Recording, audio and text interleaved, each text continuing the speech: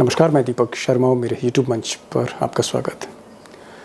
दोस्तों, आज देश की संसद सारा दिन ठप रही, ना राज्यसभा चली ना लोकसभा चली, और सारी दक्षिण भारत की जो पार्टियां हैं वो मोदी के खिलाफ, बीजेपी के खिलाफ लामबंद होती रहीं।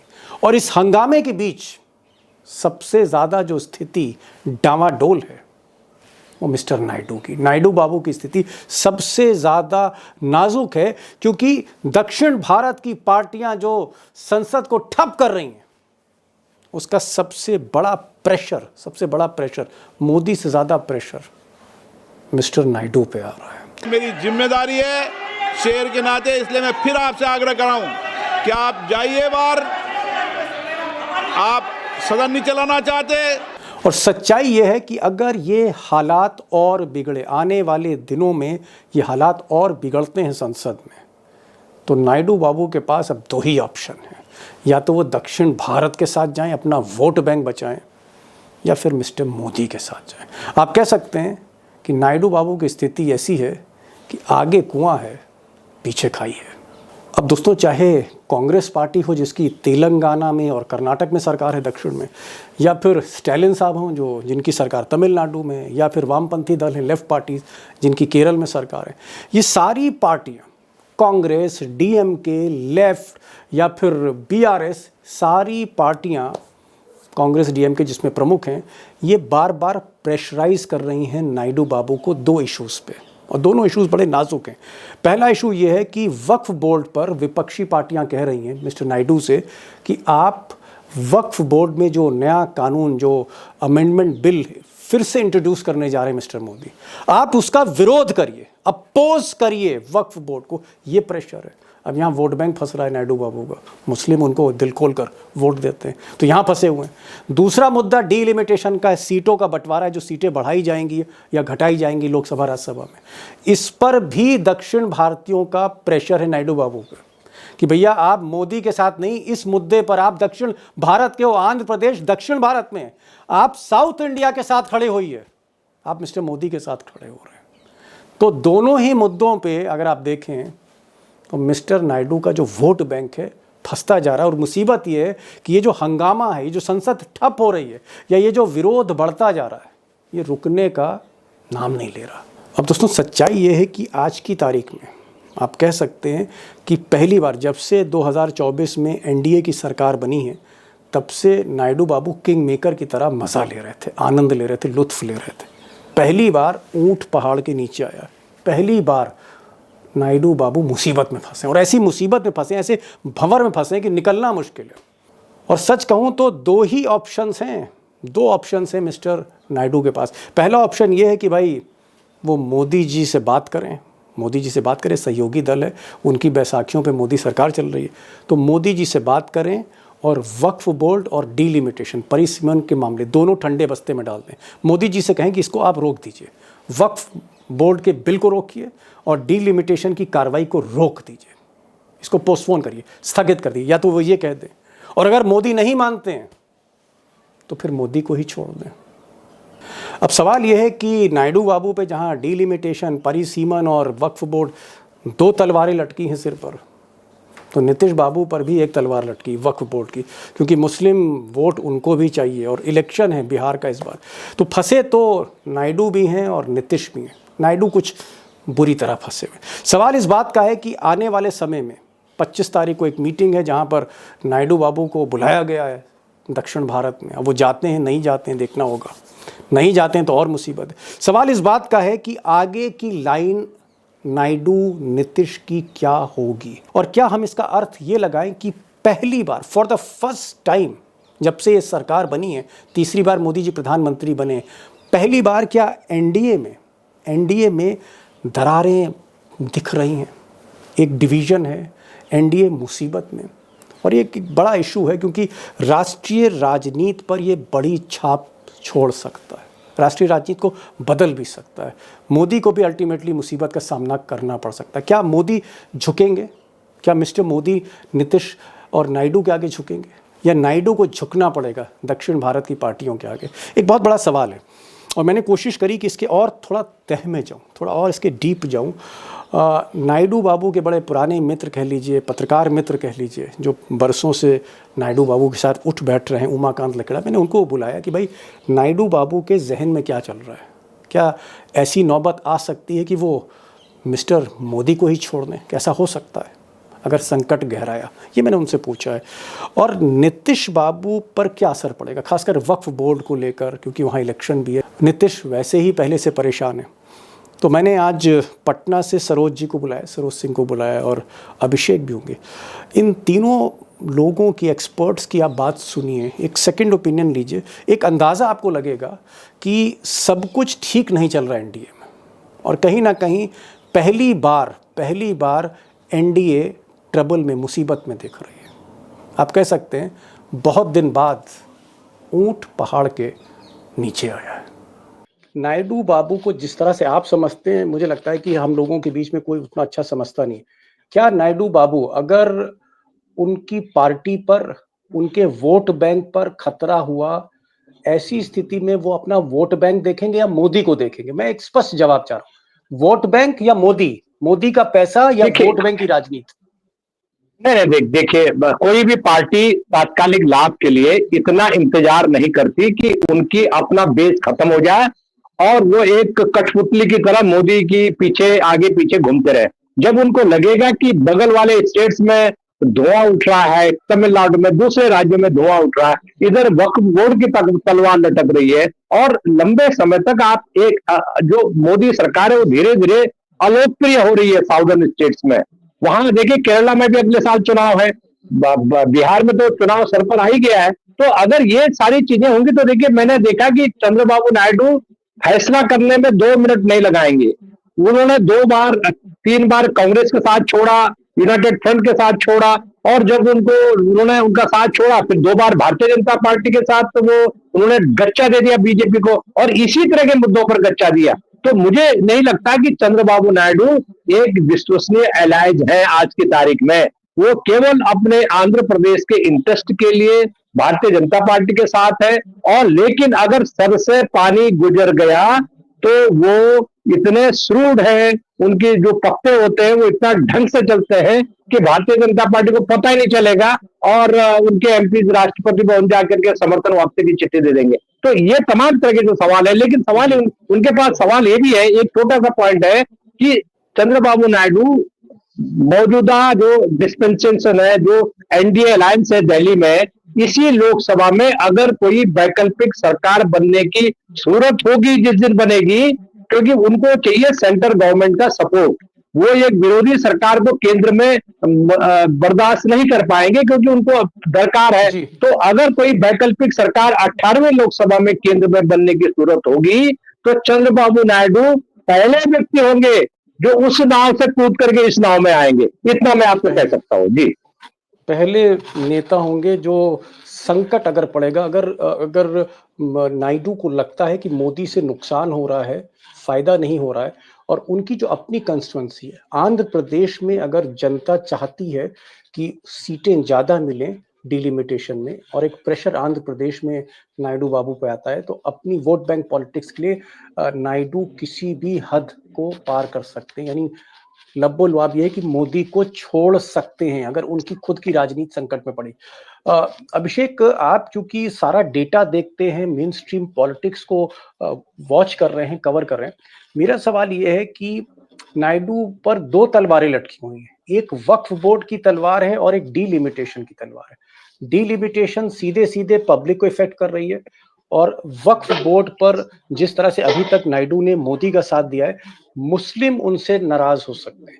आपको लगता है कि वक्फ बोर्ड में नीतीश भी फंसे हैं, नीतीश भी वक्फ बोर्ड में फंसे हैं और नायडू भी फंसे हुए हैं, और यहाँ कहीं ना कहीं आपको वक्फ बोर्ड के इशू पर एनडीए में आपको एक डिवीजन दिखता है?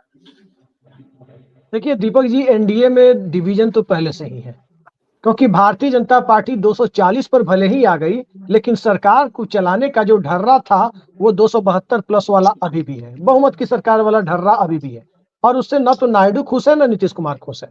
परिस्थितियां अलग है, इंडिया गठबंधन से ढंग से न्योता नहीं मिला, वो भी बात अलग है, लेकिन अब मुद्दों के आधार पर टकराहट है। नायडू की टकराहट वक्फ बोर्ड और डिलिमिटेशन दोनों पर है। नीतीश कुमार की टकराहट वक्फ के मुद्दे पर भी है, आरक्षण बढ़ाने के मुद्दे पर भी है, जातिगत जनगणना के मुद्दे पर भी है।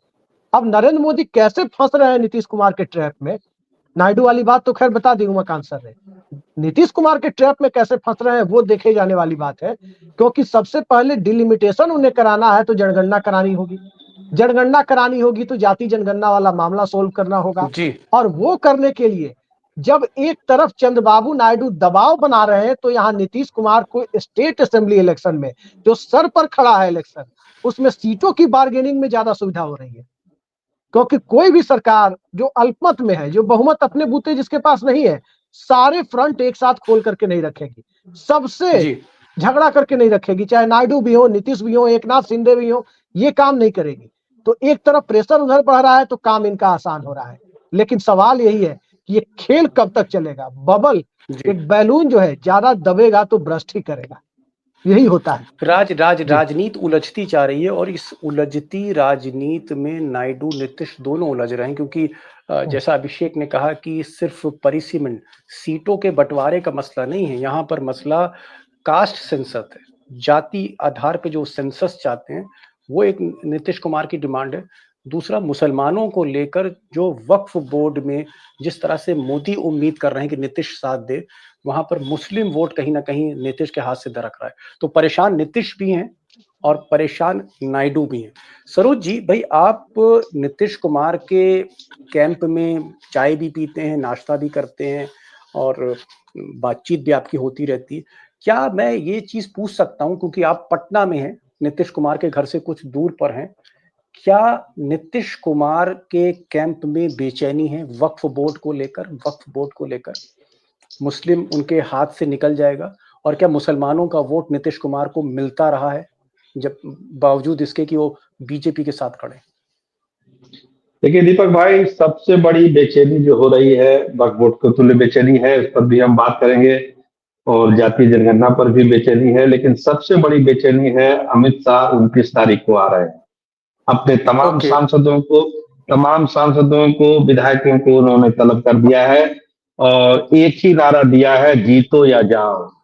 कोर कमेटी की भी बैठक रात में बुलाई गई 29 तारीख की रात में, जो उन्होंने ऐलान किया था कि मैं डेरा डालूंगा। तो 2 दिन के लिए पटना आ रहे हैं अमित शाह, 29 तारीख और 30 तारीख को तमाम पॉलिटिकल कवायद करेंगे और ये तय करेंगे सरोज भाई, बहुत इंपॉर्टेंट आपने बात करी कि अमित शाह डेरा डाल के बैठेंगे, सारे सांसदों से, विधायकों से वो बात कर रहे हैं, भाजपा के पदाधिकारियों से। क्या प्लान बी भी तैयार कर सकते हैं? क्या प्लान बी तैयार हो रहा है कि अगर Nitish by chance Waqf board के मुद्दे पे, जाति सेंसस के मुद्दे पे और तमाम मुद्दों पे अगर वो अलग होते हैं, उनको लगता है मेरी पार्टी ना तोड़ दे अमित शाह, अगर नीतीश कुमार अलग हुए तो क्या अमित शाह ये भी प्लान कर रहे हैं कि बीजेपी अकेले दम पे चुनाव कैसे लड़े? क्या इस तरह की भी प्लानिंग है? प्लान बी तैयार हो रहा है? एकदम प्लान बी है। जिस तरह का दबाव है वक्फ कानून को लेकर, देखिए बहुत सारे जो मुस्लिम विधायक हैं, एमएलसी है, उनसे आज भी मेरी विधानसभा में बात हुई है, साफ कर रहे हैं कि हम लोग किसी कीमत पर नहीं मानेंगे इसको।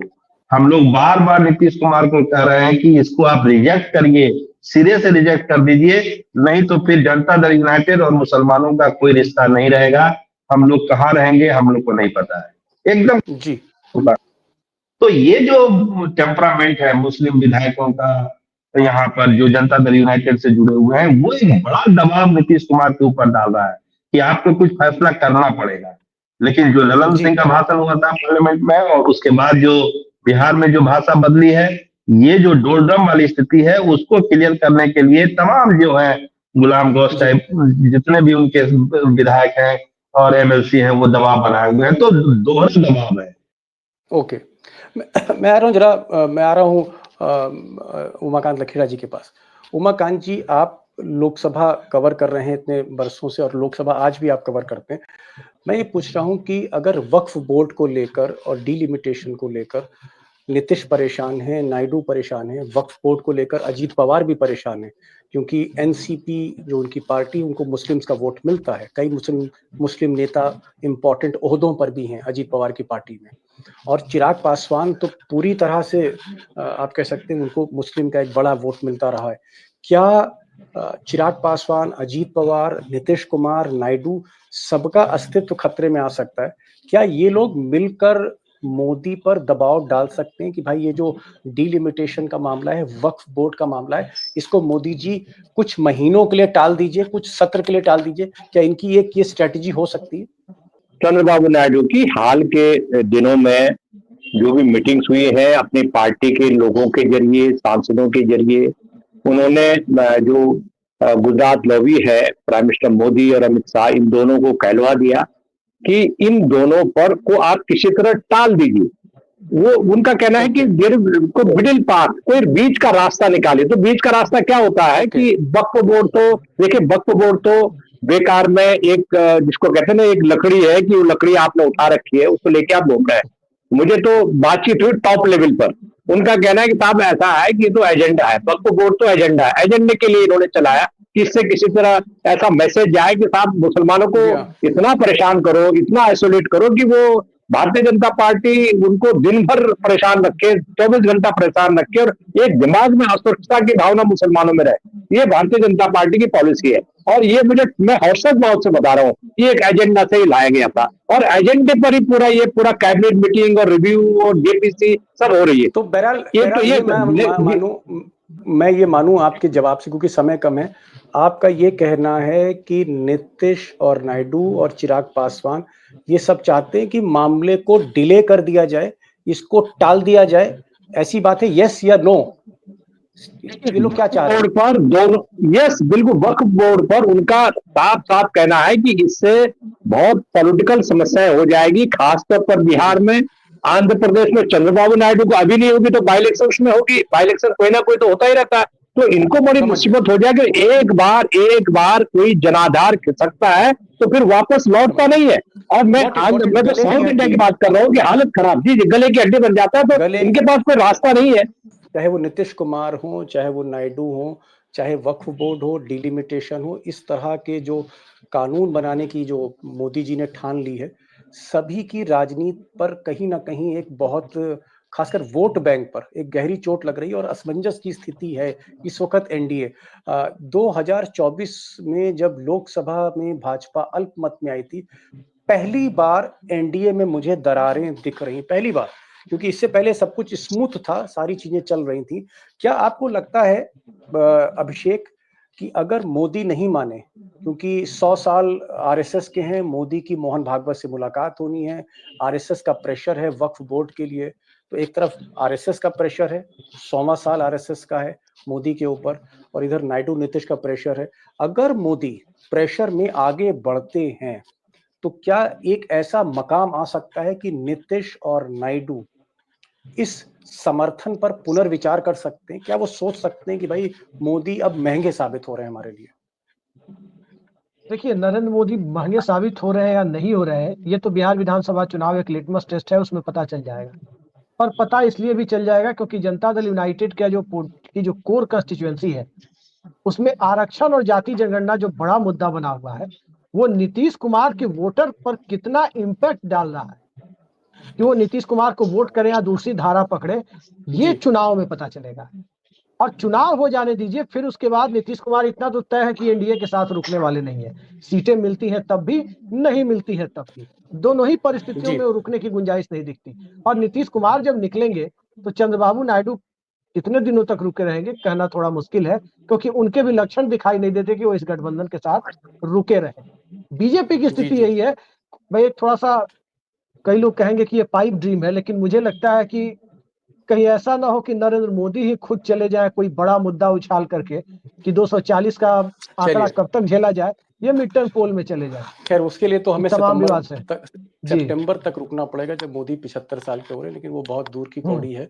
मुझे लगता है वक्त थोड़ा समाप्त हो रहा है, मैं माफी चाहूंगा। एक पॉइंट है, हाँ देखिए, 25 तारीख को डीएमके जो स्टालिन है, डीएमके चीफ और मुख्यमंत्री, उन्होंने एक मीटिंग बुलाई है चेन्नई में 25 तारीख को, या अगले हफ्ते। और वो मीटिंग मुझे लगता है कि चंद्रबाबू नायडू के लिए खतरे की घंटी शुरू होगी, क्योंकि वहां से जो आवाज उठाएगी उसमें इंडिया अलायंस के भी पार्टनर होंगे, जी। उसमें चीफ मिनिस्टर होंगे, अपोजिशन रीजनल पार्टी के इंक्लूडिंग ममता बनर्जी। तो ये जो आवाज उठाएगी, ये पहली बार देश के नेता चेन्नई में इकट्ठे हो रहे हैं। तो ये एक हफ्ते की गड्डी, क्योंकि चंद्रबाबू नायडू के बारे में मैसेज यही जा रहा है कि उनकी वजह से मोदी सरकार चल रही है, उनकी वजह से डिलिमिटेशन आ रहा है और उनकी वजह से वक्फ बोर्ड का बुलडोजर चल रहा है। आपका कहना है कि आने वाली मीटिंग जो दक्षिण भारतीय पार्टियों ने बनाई है उसमें अगर नायडू नहीं जाते हैं तो फिर एक लास्ट वार्निंग है, खतरे की घंटी है, और कहीं ना कहीं नायडू हो, नीतीश हो, चिराग पासवान हो, अजीत पवार हो, उनके लिए मुस्लिम वोट बैंक, उनको अपना वोट बैंक भी देखना है, मोदी का साथ भी देना है। मोदी जो है कहीं ना कहीं आरएसएस का दबाव है, प्रेशर है, एजेंडा पॉलिटिक्स जो है वो कर रहे हैं। मुझे ये कहना है आखिर में कि राजनीति जो है पहली बार एक ऐसे मोड़ पर आके खड़ी हुई है जहां एनडीए में साफ डिवीजन दिख रहा है, एक बंटवारा दिख रहा है, एक तरह का आप कह सकते हैं एक दरार दिखने लगी है, जहां एक पाले में सो कॉल्ड सेकुलर पार्टीज खड़ी हैं जिसमें चिराग पासवान, नीतीश कुमार, नायडू और अजीत पवार हैं, और दूसरी तरफ शिवसेना में एकनाथ शिंदे और बीजेपी खड़ी हुई है। ऐसी स्थिति में आगे क्या होता है? क्या मोदी एजेंडा पॉलिटिक्स करेंगे और क्या उनके पास कोई विकल्प है कि अगर नायडू और नीतीश निकलते हैं तो क्या पार्टी बीजेपी सरवाइव कर सकती है?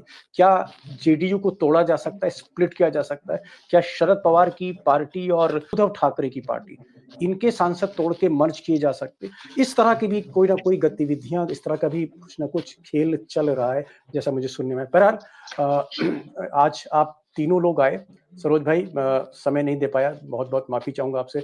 अभिषेक, आपका भी बहुत बहुत शुक्रिया, और लखेड़ा साहब का भी बहुत बहुत शुक्रिया। देखते हैं आगे क्या होता है, क्या नायडू और नीतीश पुनर्विचार करते हैं या मोदी जो है वही झुक जाते हैं? कौन झुकेगा? मोदी झुकेंगे, नायडू नीतीश झुकेंगे? ये एक बड़ा सवाल है। Thank you so much all the guest for joining this program. Thank you so much.